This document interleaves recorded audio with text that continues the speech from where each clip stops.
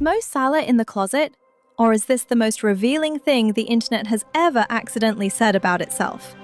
Before we get to the rumor that started all of this, we need to talk about the man. Because the clip that sparked the gay discourse, the photograph in Grozny, and the GQ cover that became a hate crime incident, none of it lands without first understanding exactly what Mohamed Salah built and how far he built it from nothing. Mohamed Salah was born in Nagri, a farming village in western Egypt. His father gave him just enough money each morning to cover a 2-hour commute and buy one meal. He made that journey every single day at 14 years old. A scout arrived at a local match to watch a completely different player. Salah happened to be on the same pitch.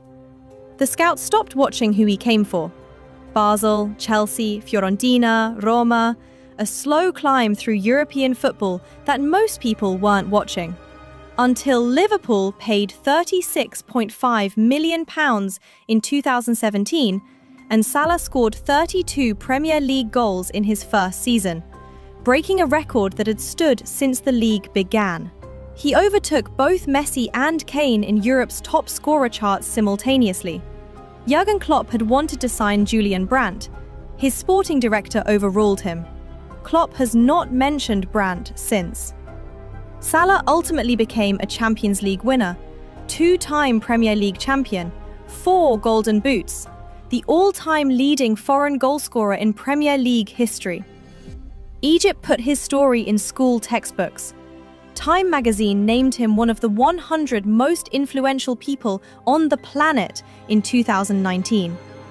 Anfield, 60,000 people, sings his name like a hymn. Researchers from Stanford University reportedly documented a measurable drop in hate crimes in Liverpool following his arrival in 2017.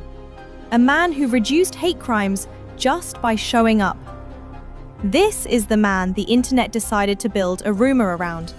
The rumor has no named source, no credible witness, no documentation. What it has is a specific origin, a single viral clip that reportedly set the whole thing off. A dancing video. Someone spotted a man moving in a way they read as flamboyant, clipped it, posted it with the caption, "Bro, Mohamed Salah's gay. Wait, what?" The man in the clip was not Mohamed Salah. The man filmed was Cancer, a Lebanese gay artist. Completely different person. Different face, different country. The clip had been shared thousands of times before anyone checked. One commenter responded, "Chatting, that's him too. Why is he dancing like that?" The evidence, in its entirety, was a misidentification and a gut feeling. The rumor kept moving, because on the platforms where this content lives, the original post gets the shares. The clarification gets a reply nobody reads. Salah has been publicly married to Maji Sadek since December 2013. He has 2 daughters. He has never publicly identified as gay. And yet, the allegation kept finding new oxygen, because the rumor was never really about the clip. January 2022. British GQ publishes their February cover. Salah is on it, Adidas sportswear, entirely unremarkable. Bleacher Report Football reposts to their 11 million followers. The comments fill with homophobic slurs within hours. Paul Aman, founder of Cop Outs, Liverpool FC's official LGBT+ supporter group, goes public. He tells the Liverpool Echo, "Often social media is the gateway to verbal abuse in real life, and then physical attacks." Cop Outs releases a formal statement. Salah wore sportswear and discussed his children. A formally recognized advocacy group had to issue a statement in response. Certain accounts then took screenshots of that abuse and circulated them as supposed evidence about Salah. Using homophobic abuse directed at someone as proof they're gay is a closed loop with nothing inside it. The allegation had survived a debunked clip, a misidentification, and a GQ photoshoot. The question of whether Salah was hiding something hadn't gotten any closer to an answer. And then came Grozny, June 2018, Russia, the World Cup. Egypt's tournament base, Grozny, capital of Chechnya. Waiting at Salah's hotel, Ramzan Kadyrov. Kadyrov has governed Chechnya since 2007 and has, according to Human Rights Watch and Amnesty International, reportedly overseen a systematic campaign of detention, torture, and killing targeting gay and bisexual men. Over 100 men reportedly detained. Families allegedly warned to kill their own gay children before authorities did it for them. His documented public position: we don't have any gays. If there are any, take them to Canada to purify our blood. They are devils. They are not people. AFP photographers lined up outside Egypt's training facility. Kadyrov arrives in a suit, relaxed, moving with the ease of a man who has never been seriously inconvenienced. Salah stands beside him. Both men smile. The images go global before the day is out. Human Rights Watch's Rachel Denber called it immediately.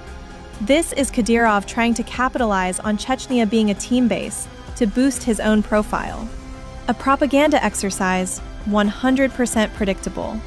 The backlash from LGBT+ advocates was legitimate. Salah had handed a man accused of running anti-gay concentration camps a global photo opportunity. What happened next tells you everything about how rumor ecosystems work. Certain accounts folded that backlash directly into the sexuality conspiracy, using Salah's proximity to an anti-gay authoritarian as supposed evidence of something hidden. The rumor mill converted a human rights story into gossip currency and kept moving. Step back and the pattern becomes visible, not in Salah, but in the audience doing the speculating. Salah and Magi met as children at school in Nagri, married in 2013, 2 daughters. Magi gives no interviews, maintains no social media presence, wears a hijab every time she appears in public. Salah himself reportedly showed up to post-match press areas twice in 7 years at Liverpool. He posts his daughters, he prays, he goes home.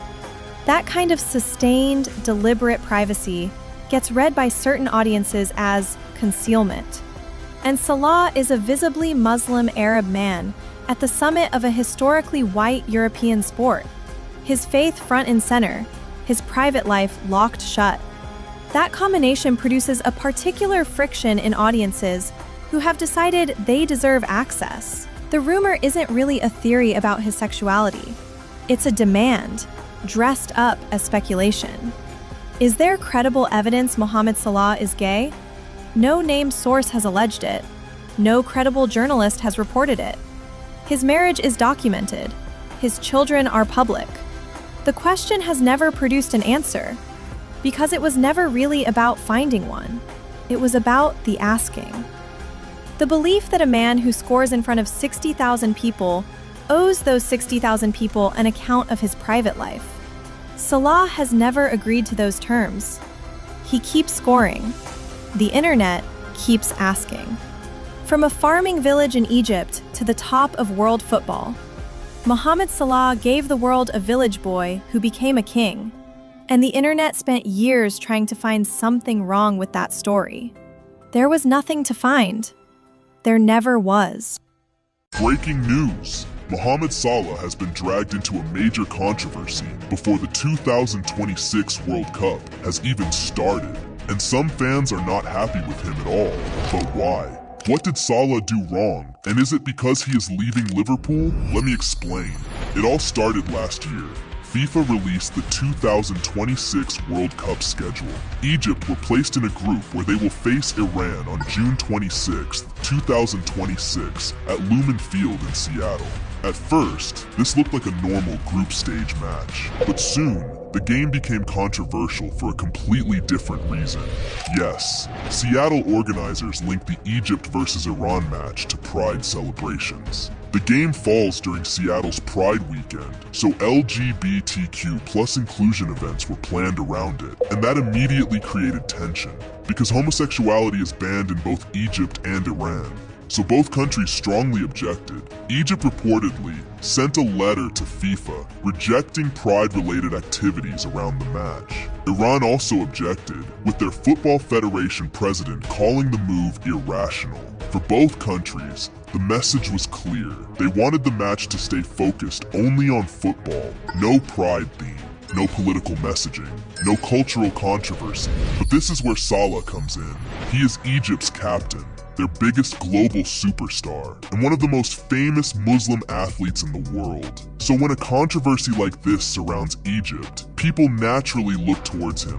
Some fans want Salah to speak up for LGBTQ plus inclusion. Others believe he should stay silent and not go against Egypt's football association. And that is what makes this difficult. Salah has spent years building his image as a respected global icon. He became a hero at Liverpool. He became loved by fans across Europe, but at the same time, he remains deeply connected to Egypt and the Arab world. So whatever he says could create a massive reaction. If he supports pride, he could face backlash back home. And if he stays silent, some international fans may accuse him of avoiding the issue.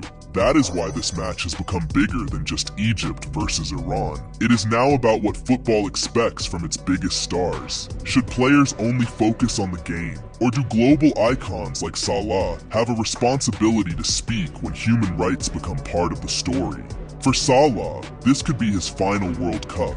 He would want the focus to be on Egypt and on creating history. But now, the spotlight is already on him before the match has even started. So the question is simple: will Mohamed Salah speak up, or will his silence become the biggest story of the match?